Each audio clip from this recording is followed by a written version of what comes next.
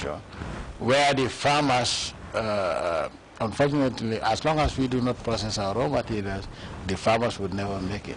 So, what is my policy? My policy is commercial agriculture, mechanize it to make it palatable to young people, and then agro-processing. Because if the cocoa or coffee producing African countries were processing their beans into coffee and selling it, they would have been the wealthiest countries on the African continent. But unfortunately, because we Africans always produce raw materials and sell it in the raw form, we're not getting anything out of it.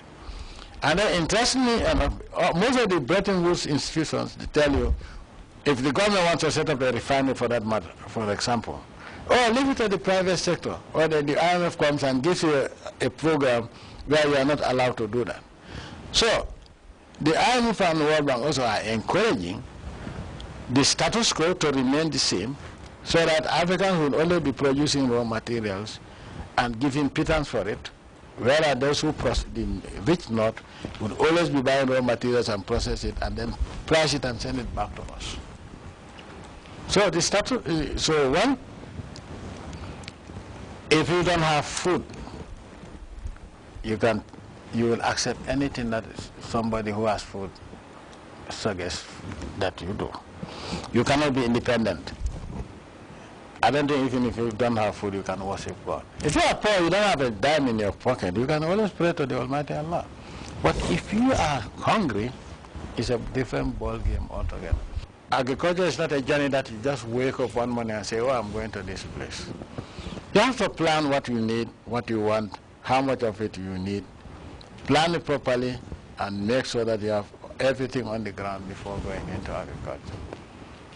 Nothing is more pleasant for me, apart from praying, than just work a long day's hard work on the farm, yes. Your Excellency, thank you very much for this insightful day, and I think we will not let you down. It's been a very fulfilling interview, and thank you for your time.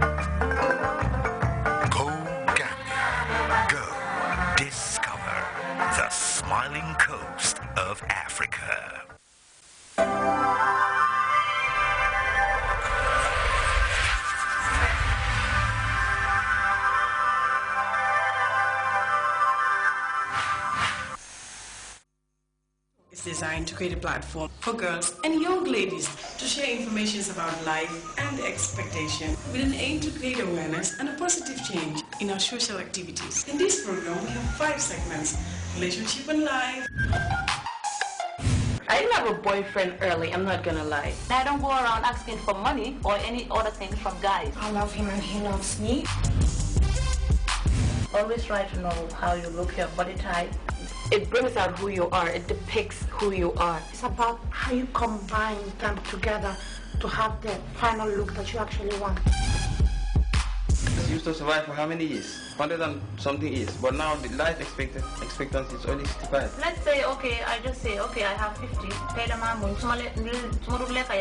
that's what I have. But if you want to be eating omelette. The card reads, Okay.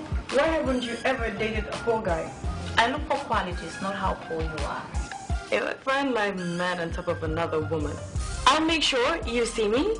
I won't say a word though. No, unfortunately, I couldn't date her. Bye-bye, bye-bye, bye-bye, bye-bye, bye-bye now. We're in our side. Bye-bye. Girl Talk is extremely entertaining and educative. Watch out.